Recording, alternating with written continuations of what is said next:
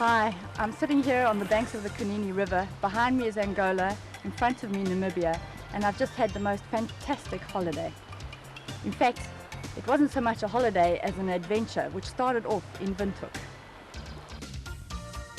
I was met by Andre Schoeman of the Schoeman family, pioneers of the Skeleton Coast. Andre proved to be a superb pilot and guide, and a virtual encyclopedia of information.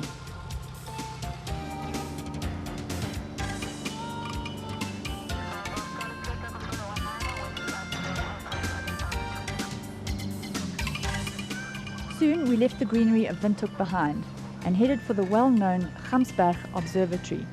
Our destination, Sossusvlei. Below, a petrified dune stood out as the only landmark for miles. The recent rain brought an unusual change to this landscape.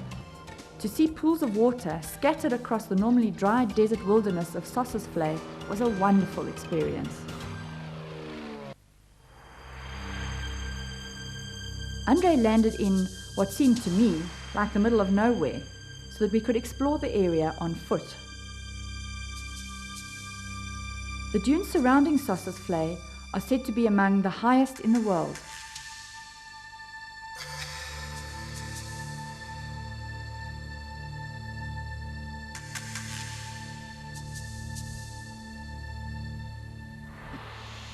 The view from the top can be full of surprises.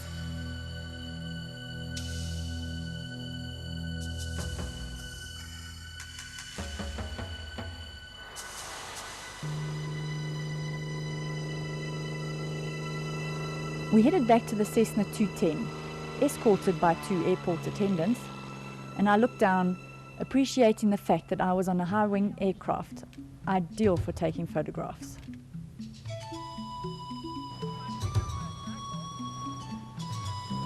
We pressed on out to the coast to see the seal colonies and cormorants which line the shores and feed on the shoals of fish served by the cold Benguela current.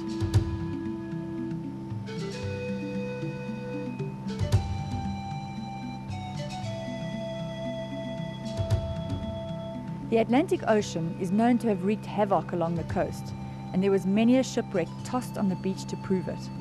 They lay in state like fossils and left me pondering about the people who had been on board.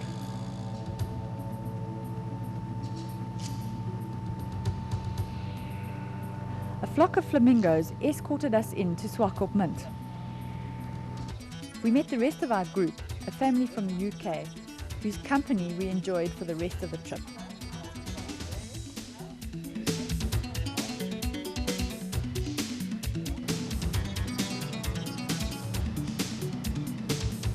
Our first picnic spot was a short hop up the coast, just north of the Cape Cross seal colony, and this time we landed on the beach.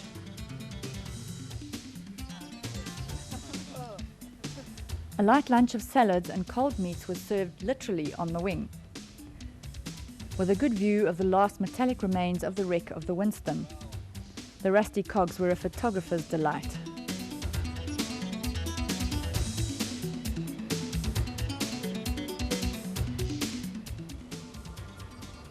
We headed out over the Oegap Formation, fascinating layers of sediment which were bent and twisted when the continents collided.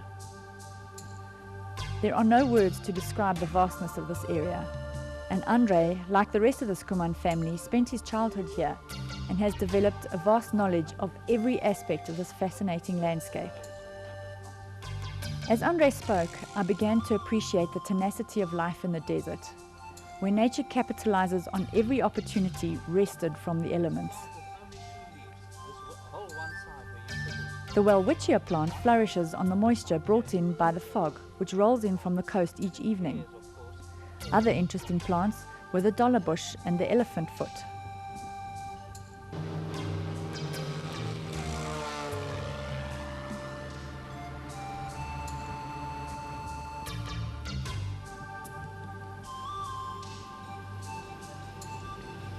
Creda's camp is built amongst the red lava formations of the Huab River.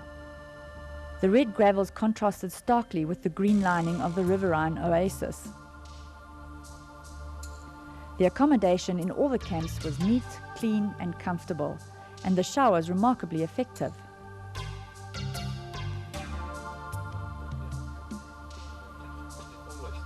sunrise and a healthy breakfast was served in the shade of the lapa, accompanied by a few feathered friends.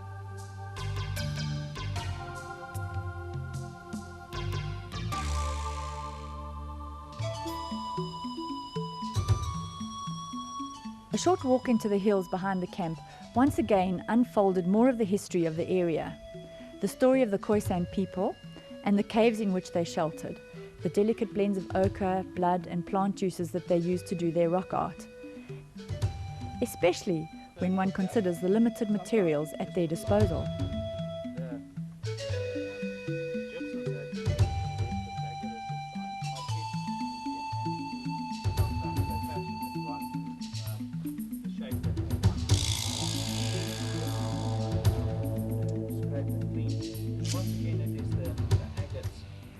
We all pass this bushman's grave.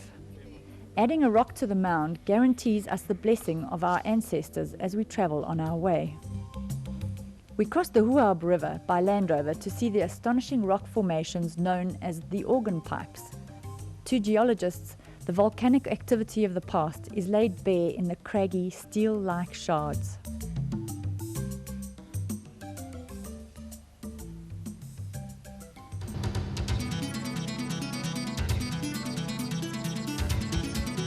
We took to the sky again, heading northwards to Terrace Bay, where Andre had promised to show us the roaring dunes.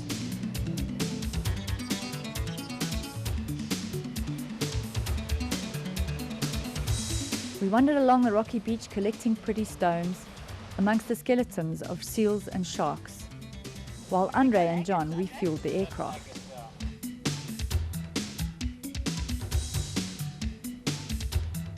Andre lined us up, and as we moved, an eerie sound seemed to come from the sky above. Now we have a competition. Just like yeah, it does. It's definitely bombers.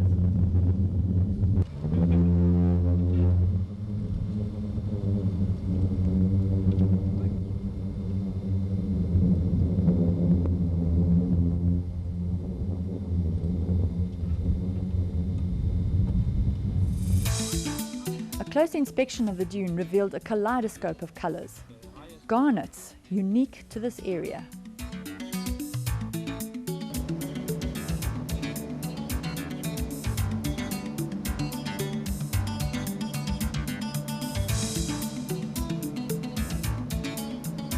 A formation takeoff saw us on our way to Puras Camp with its unique Makalani palm trees.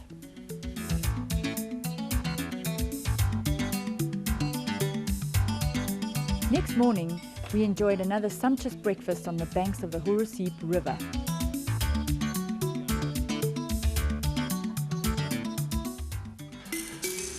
Next on the program, a scenic drive to trail the desert elephant.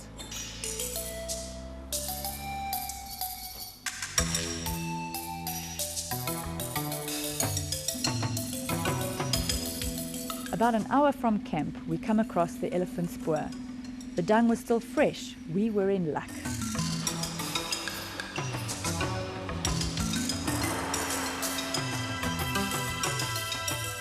These animals travel almost 60 kilometers a day to reach water.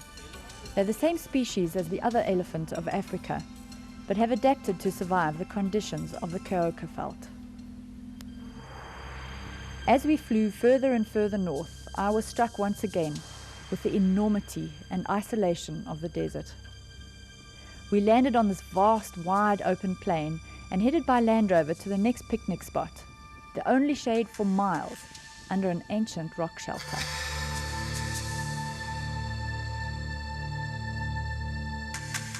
The drive to Kanini Camp was an adventure in itself, the Land Rovers proving their mettle over and over again. By now, we were accustomed to the gradients that these vehicles handle.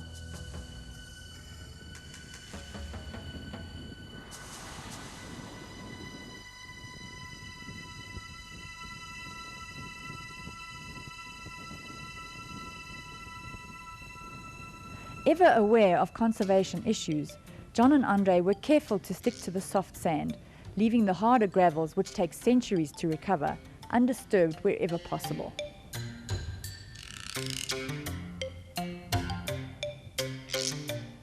A sidewinder snake is no stranger to the desert.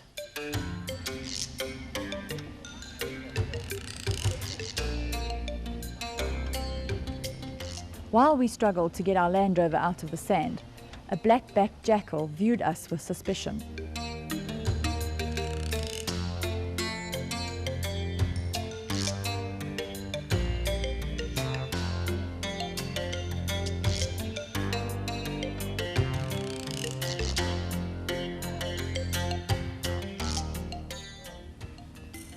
Sunrise and the camp stirs. Time for the traditional morning tea, served by our versatile guide. Morning. You like a cup of tea?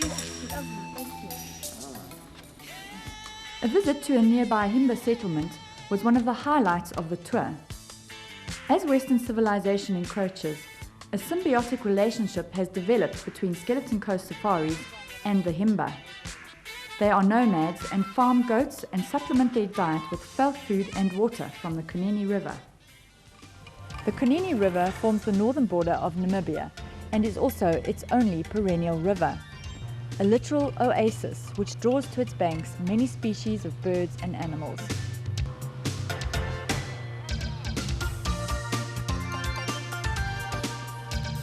And it's here that our story ends. Our friends continued on to Etosha and from there returned to England. My mind is full and expanded with memories of a journey I will never forget. So if you really want to get away from it all and you're looking for a holiday that's filled with adventure, I can really recommend the safari.